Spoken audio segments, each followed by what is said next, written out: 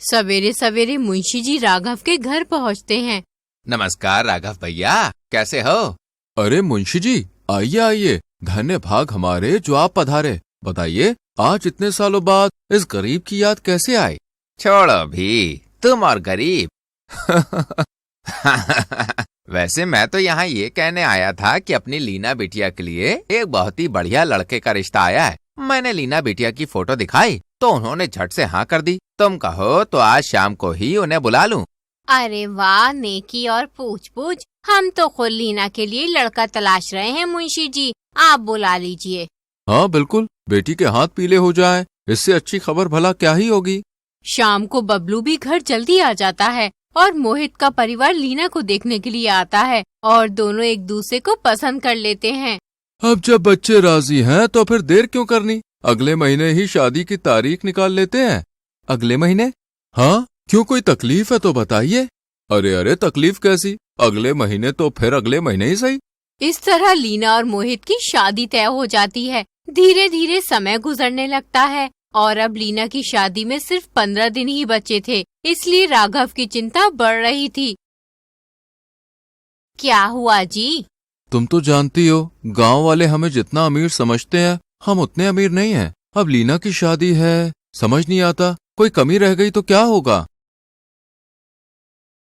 मैंने तो पहले ही कहा था, इतनी जल्दी मत कीजिए। अब जो हुआ सो हुआ, तुम लोग चिंता मत करो। वैसे भी समधी जी तो कितने अच्छे हैं, उन्होंने दहेज में हमसे कुछ भी नहीं मांगा। भले ही उन्होंने कुछ भी ना मांगा हो, लेकिन हम बेटी को खाली हाथ थोड़ी ना विदा करेंगे, कुछ तो देना ही होगा। इन्हीं बातों के बीच लीना कमरे से बाहर आती है। अरे पापा, जरा 10,000 रुपए तो दो। लीना के इतना कहते ही तीनों उसे घूरने लगते हैं। अरे ऐसे क्या देख रहे हैं आप लोग? पार्लर वाली को बुक करना है तो एडवांस देना है। ये तो हमारा धुआं निकलवा के ही रहेगी। यूं ही दिन गुजरने लगते हैं और अब शादी में सिर्फ 1 हफ्ता बचा था, इसलिए राघव और बबलू रिश्तेदारों में कार्ड बांटने लगते हैं। कुछ दिन बाद से ही रिश्तेदारों का आना भी शुरू हो जाता है। बबलू की मौसी का बेटा मोहन भी अपने पूरे परिवार के साथ आता है। पापा, देख रहे हो इस मोहन को? जब इसकी शादी हुई थी तो मौसी ने कार्ड पर लिखवा दिया था कि एक घर से एक ही व्यक्ति आएगा, और अब पूरा खानदान यहाँ पे आ गया है। अब क्या करे, शादी वाला घर है, रिश्तेदार तो आएंगे ही। इसके बाद राघव और बबलू सभी मेहमानों का स्वागत करते हैं। पूरे घर में शादी की रौनक होती है, रस्में भी शुरू हो जाती हैं। सुरेखा, आस पड़ोस में औरतों को कह दो आज हल्दी है तो समय से आ जाएं। जी मैंने पहले ही कह दिया है।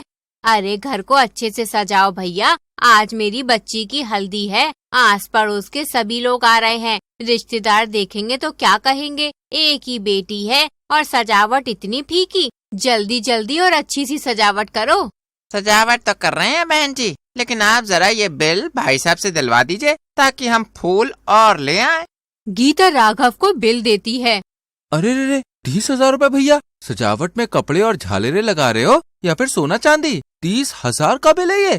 लाओ भैया मुझे दो, मैं देता हूँ। और बबलू तुम इतनी चिंता मत करो, अभी तो पैसे हैं और कम पड़े तो मैंने मुंशी जी से कह दिया है, थोड़ा उधार ले लेंगे। कुछ देर के बाद लीना सज संवर कर हल्दी के लिए। हाय मेरी लाडो, आज कितनी प्यारी लग रही है। कहाँ प्यारी है, वैसे ही तो है। चुप रहे गेंडी सी शक्ल के। दोनों भाई बहन यूं ही अक्सर झगड़ा करते थे, पर आज उनकी ये लड़ाई देख गीता कहती है, लड़ लो, फिर कहाँ तुम्हें ये मौका मिलेगा, क्योंकि 2 दिन बाद तो ये चली जाएगी ना। ये सुनकर बबलू और लीना दोनों ही मायूस हो जाते।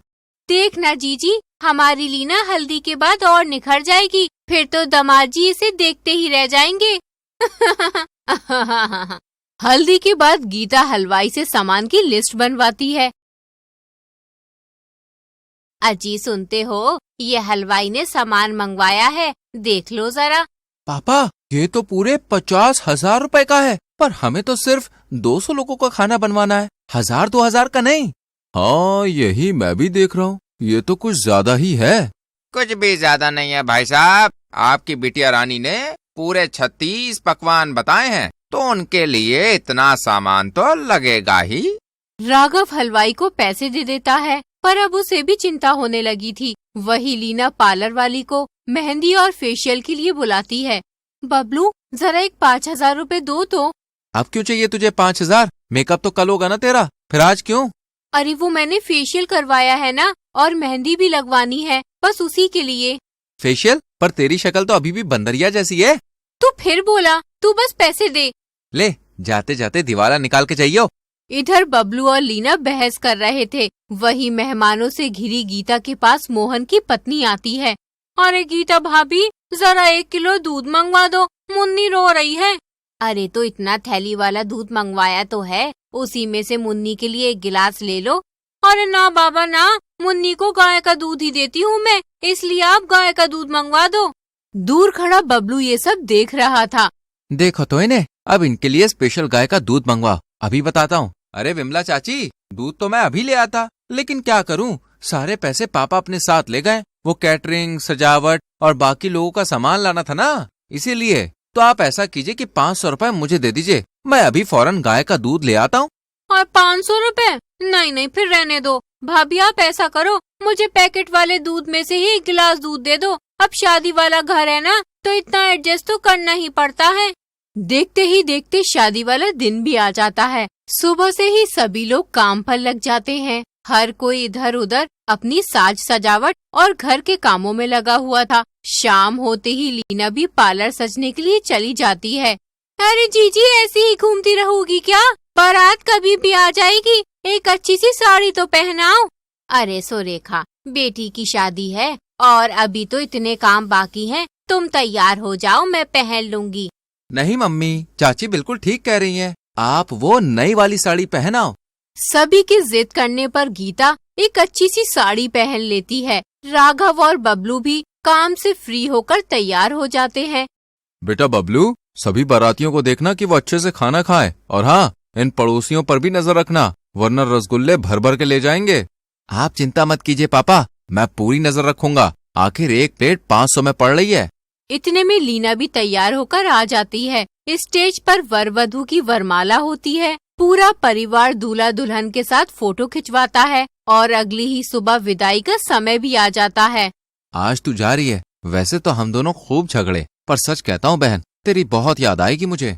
इतना कहकर बबलू और लीना गले मिलकर खूब रोते हैं। पिता राघव और माँ गीता भी बेटी से मिलकर बहुत रोते हैं और फिर नम आंखों के साथ पूरा परिवार अपनी लाडली लीना को विदा करता है। इस तरह खुशी खुशी लीना की शादी पूरी हो जाती है। तो दोस्तों, कैसा लगा आपको ये शादी वाला घर? वीडियो पसंद आई हो तो लाइक शेयर करके चैनल को सब्सक्राइब करें और हाँ, बेल आइकन प्रेस जरूर करें। मिलेंगे आपसे अगली वीडियो में, तब तक के लिए बाय बाय।